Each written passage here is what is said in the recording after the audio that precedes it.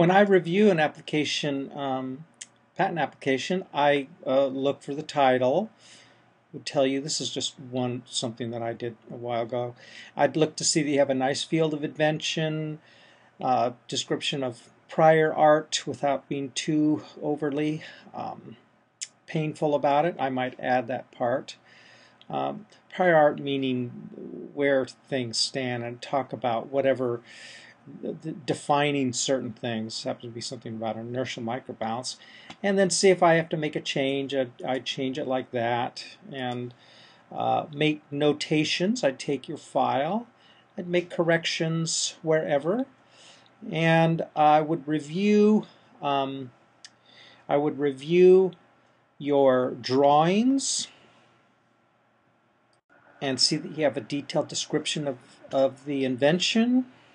Looking at another patent here, we want to make sure you have an abstract. Even though they're not required, it doesn't hurt. It forces you to think. You can look at prior art to see what it does, talk about the background, brief description. I'd also include a detailed description of the drawings, should it be required. I would make sure you had a description of the preferred embodiment with an enabling disclosure, and of course you wouldn't have claims. And I'd make sure that you had a good, clean part about variations, even though it's not required in a provisional patent application. It does not hurt to have this, and it's free. You won't get tortured for putting more than you need. Also, a provisional patent application can cover more than one inventive idea. So if you do have an inventive idea, let's say you're making a novel system for a building system, and you need a special material that you would want to patent and a means to carry that material. And there were 3 separate patents in that, but they're all interrelated.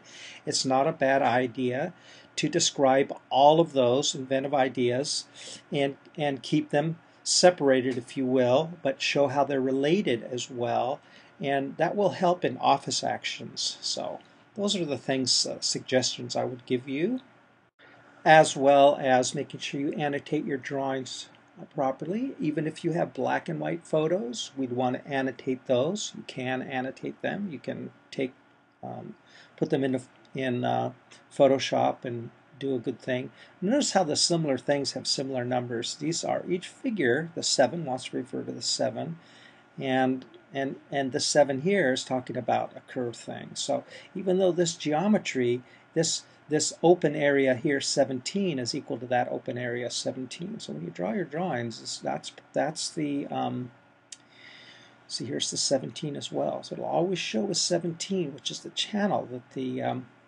the bolt goes in.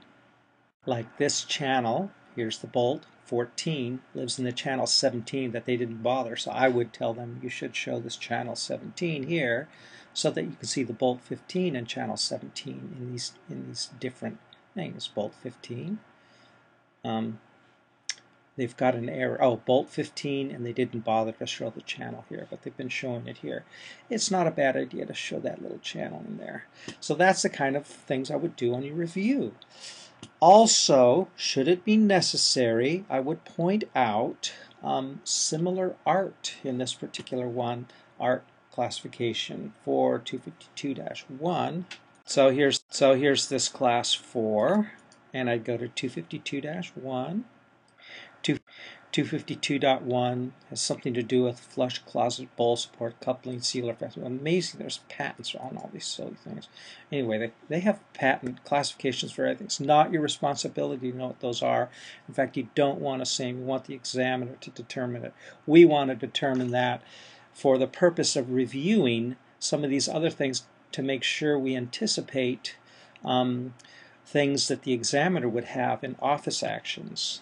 For example, in the particular toilet flange, when I read the claims, the purpose of this patent is so that they can accurately locate the T-bolts. The T-bolts are the bolts that stick up and hold the toilet to the floor.